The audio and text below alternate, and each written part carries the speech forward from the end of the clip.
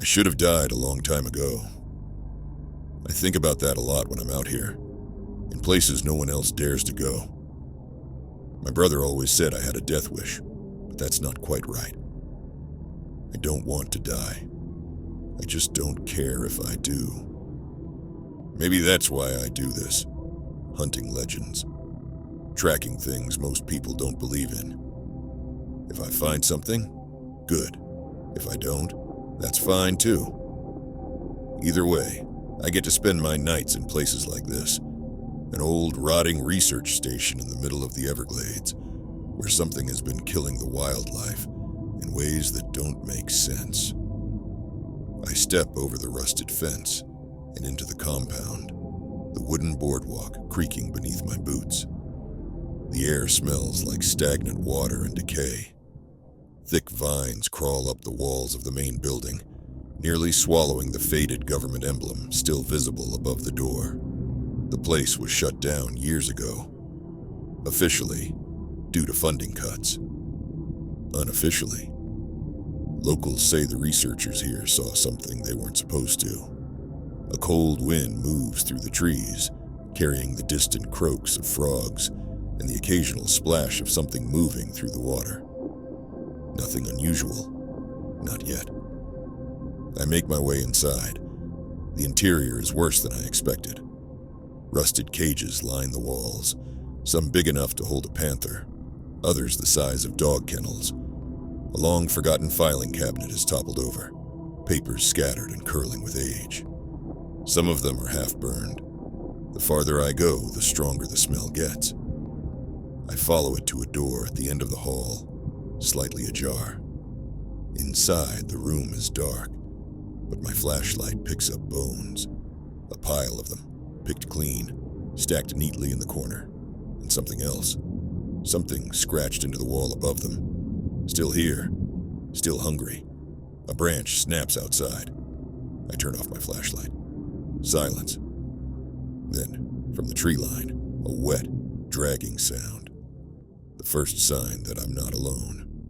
The sound stops. I stay still, listening. The only thing I hear now is the night. The chirping of crickets, the distant croak of a bullfrog. But that dragging noise wasn't an animal. It was too deliberate.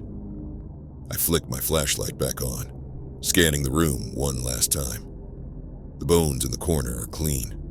No marrow, no scraps of flesh. Whatever left them behind didn't eat for survival. It took its time. I step back into the hallway. Something thumps against the wall outside. I freeze. Then another. A slow, steady rhythm. Something is moving along the outside of the building, brushing against it as it goes. I grip the hunting knife on my belt and edge toward the nearest window, careful not to make a sound. The glass is dirty, but I can still make out the shape of the tree line beyond the fence. The moon is bright, casting long shadows. But there's one shadow that doesn't quite match.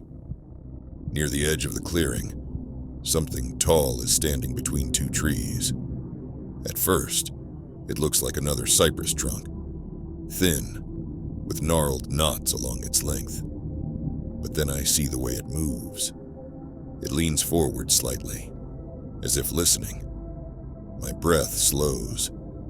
It knows I'm here. I stay low, moving toward the back of the building. If I can slip out the other side, I can make it to the airboat and... crunch. It didn't come from the outside. It came from inside the building. I whip around. At the end of the hall, near the entrance, something moves in the shadows. A shifting, skittering sound, like something dragging itself forward. I flick my light toward it. Nothing. Just an overturned desk, a broken chair. I swallow hard. It's playing with me. I could leave right now. I should. But my fingers tighten around the handle of my knife. Something in me wants to see it, wants to understand it. I turn off my flashlight and press my back against the wall. I wait. A long, heavy breath fills the silence. Not mine. And then I see it. A shape unfolds from the darkness, long limbs bending at unnatural angles, thin skin stretched tight over too many joints. Its head tilts, but I can't make out a face. Just deep, hollow slits where eyes should be. It steps forward and smiles. My gut goes ice cold. There's no way I should be able to see it smiling in the dark. But I do. And then, in a voice that isn't quite right, it speaks. You don't run. It's not a question. It's an observation. My stomach twists. This thing, whatever it is, knows. It knows I should be screaming, running, begging for my life. But I'm not, and that interests it. I finally understand. This thing doesn't just hunt. It plays. It wants fear. It wants the chase, the desperation. That's the fun of it. That's the game. And I just broke the rules. The thing leans forward, grinning wider. I don't move. I don't even breathe. Then, as if bored, it pulls back into the darkness and disappears. I wait. 5 seconds. 10. I flick my flashlight back on, but the hall is empty. The night outside is still. It's gone. For now. But I know what's coming. It's not done with me. Not yet. I don't sleep. I don't even try. I sit with my back against the research station's wall, knife in one hand, flashlight in the other. The night stretches on, heavy and silent. No crickets, no frogs. Even the wind has died. It's waiting. Not just for me to move, but for me to react. I replay the moment over and over in my head. That thing smiled at me. It spoke. It understood something fundamental about me. That I wasn't afraid to die, and that ruined its fun. So now, it's trying something else, a different game. At some point, dawn starts to creep over the swamp. The shadows pull back. The research station feels less like a tomb, and more like an abandoned building again. I push myself up.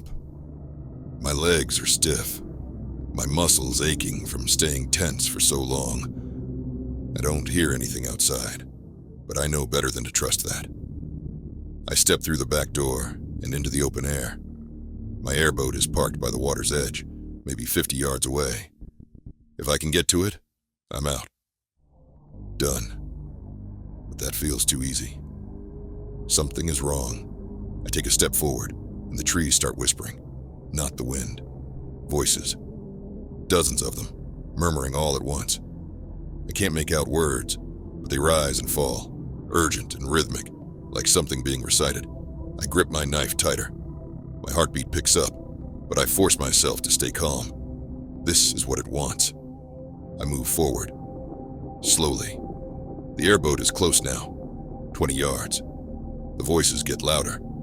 Then, ahead of me, the ground shifts.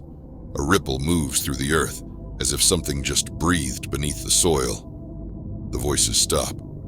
I take another step, and something erupts from the water beside me. A long, pale limb, thin as a reed but impossibly strong, lashes out. I barely dodge as it slams into the ground where I stood a second ago. The impact craters the mud. I stagger back. The thing pulls itself up from the swamp, rising to its full height.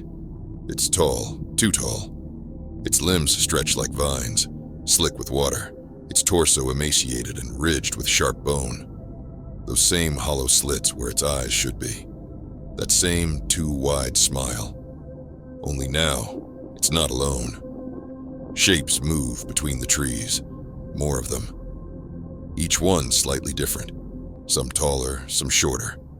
Some with heads that tilt too far to the side, or arms that bend the wrong way. But they all share the same impossible grin. The truth hits me all at once. This wasn't about hunger. This wasn't about hunting. It was about learning. It let me live last night because it wanted to see what I would do. How I would react. If I would panic, or run, or beg. It wanted to understand me. And now that it does, now that it knows how I work, the game is over. I run. The airboat is right there. I hear them moving behind me, fast and silent. The water doesn't even ripple when they step through it. I throw myself onto the boat, yanking the starter cord. It doesn't start. A low chuckle. Right behind me. My hands shake as I pull again. Nothing. Again. Nothing. I look up. One of them stands at the edge of the boat, grinning down at me. The others fan out behind it, blocking every escape. It tilts its head, and in my own voice, it whispers, "You don't run." My stomach drops. The whispering in the trees picks up again. A slow, rhythmic chant. The creatures don't move. They just stand there, smiling, waiting. That's when I realize they're waiting for me. My hands go cold. My skin prickles. It's not going to kill me. It's going to turn me into one of them.